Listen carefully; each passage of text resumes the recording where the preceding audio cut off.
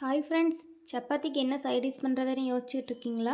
அப்போ உங்களுக்கு தான் இந்த வீடியோ மறக்காமல் சேவ் பண்ணி வச்சுக்கோங்க. உங்களுக்கு யூஸ் ஆகும். இந்த ரெசிபியை ட்ரை பண்ணிங்கன்னா மறுபடியும் இதை தான் ட்ரை பண்ணுவீங்க. ஃபஸ்ட்டு ஒரு மிக்ஸி ஜாரில் ஒரு 1/4 மூடி தேங்காவை ஆட் பண்ணிக்கலாம். 1 ஸ்பூன் சோம்பு, 2 பச்சை மிளகாய் ஆட் பண்ணிக்கலாம். அப்புறம் 2 ஸ்பூன் பொட்டுக்கடலை ஆட் பண்ணிக்கோங்க. பொட்டுக்கடலைக்கு பதில் நீங்கள் முந்திரி பருப்பும் ஆட் பண்ணிக்கலாம், இல்லை நிலக்கடலையும் ஆட் பண்ணிக்கலாம். உங்கள் இஷ்டம் தான். இந்த 3ல் எது வேணாலும் ஆட் பண்ணி நல்லா ஃபைன் பவுடராக அரைச்சி எடுத்துக்கோங்க. அதுக்கப்புறம் குக்கரை அடுப்பில் வச்சு கொஞ்சம் எண்ணெய் ஆட் பண்ணிக்கோங்க.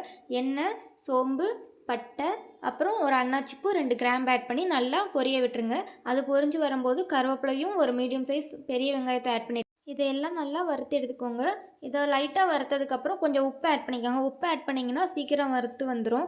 அதனால் உப்பு ஆட் பண்ணிக்கலாம். உப்பு ஆட் பண்ணதுக்கப்புறம் ginger garlic paste 1 spoon add பண்ணிக்கோங்க.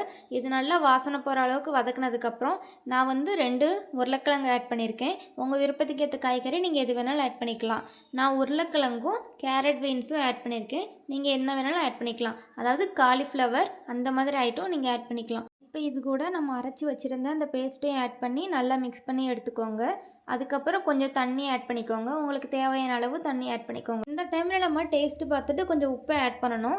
எவ்வளோ உப்பு வேணுமோ நீங்கள் அந்த அளவுக்கு ஆட் பண்ணிக்கோங்க. ஆட் பண்ணிவிட்டு இதை நல்லா மூடி வச்சு எடுத்துக்கோங்க. ஒரு 4லேருந்து 5 விசில் போட்டு மூடி வச்சா போதும். ஏன்னா அதுக்கு மேலே விசில் விட்டாலும் நல்லா குழஞ்சி போயிடும். லைட்டாக தண்ணியாக இருக்கிற மாதிரி தான் இருக்கும். அது விசில் வந்ததுக்கப்புறம் கரெக்டாக இருக்கும். ஒரு 5லேருந்து 10 நிமிஷத்துக்குள்ளே விசில் வந்துடும். அதை நீங்கள் எடுத்துக்கலாம்.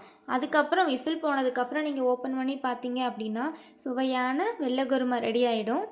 இந்த டைமில் கொஞ்சம் தண்ணியாக இருக்கிற மாதிரி தான் இருக்கும். ஆனால் நீங்கள் வெளியே வச்சு ஒரு 10 மினிட்ஸில் நல்லா கொஞ்சம் கெட்டியாயிடும். ஓகே ஃப்ரெண்ட்ஸ், இந்த குருமா எப்படி இருக்குன்னு ட்ரை பண்ணி பார்த்துட்டு சொல்லுங்கள். இந்த வீடியோ பிடிச்சிருந்தா மறக்காமல் லைக் பண்ணி சப்ஸ்கிரைப் பண்ணிடுங்க.